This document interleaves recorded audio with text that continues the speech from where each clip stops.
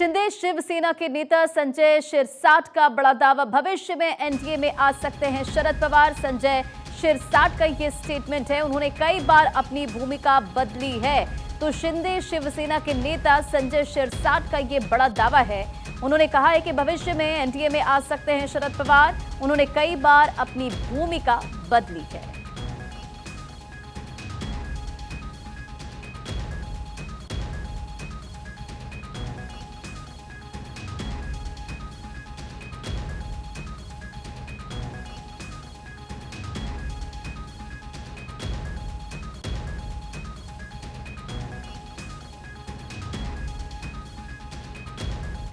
और हमारे सहयोगी सत्य प्रकाश इस खबर पर अधिक अपडेट के साथ जुड़ गए। सत्य प्रकाश, संजय शिरसाट के इस स्टेटमेंट को कैसे देखें? बड़ा दावा उन्होंने किया कि भविष्य में एनडीए में आ सकते हैं शरद पवार।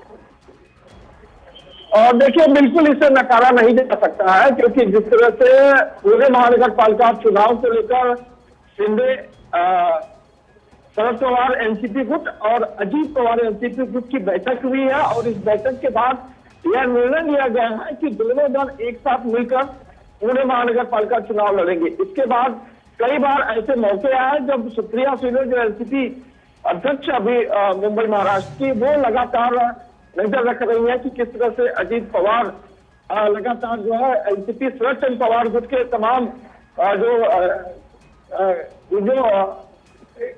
उम्मीदवार है जो पक्ष में प्रवेश करना चाहते हैं, उन्हें बचाया जा रहा है। ये स्पष्ट हो जाता है कि शरद पवार भी चाहते हैं कि वो सत्ता पक्ष के साथ रहकर काम करे, क्योंकि उनका ऐसा मानना है कि सत्ता पक्ष में रहने से जनता की सेवा करने का ज्यादा मौका मिलता है। तो इसे निकाला नहीं जा सकता जब संजय शिरसाट इस तरह का बयान दे रहे हैं कि शायद शरद पवार और अजीत पवार की एनसीपी एक हो जाएगी।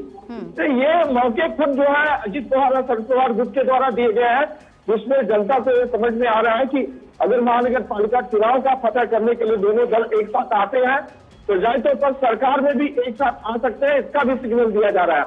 कई मौके ऐसे भी आए जब सुप्रिया सुले ने स्पष्ट रूप से कहा कि अगर उन्हें मौका मिलता है तो जरूर वह सरकार का जो है पक्षधर बनेगी। तो ये बिल्कुल कहा जा सकता है कि संजय शिरसाट का बयान इस तरफ संकेत देता है, जब पूरे महानगर पालिका चुनाव को लेकर दोनों दल एक सहमति से और एक साथ आकर जो है बैठक कर रहे हैं, मीटिंग कर रहे हैं, और सिर्फ शेयरिंग का फार्मूला भी तय करने में लगे हुए हैं। चलिए, बहुत बहुत शुक्रिया सत्य प्रकाश इन तमाम जानकारियों के लिए।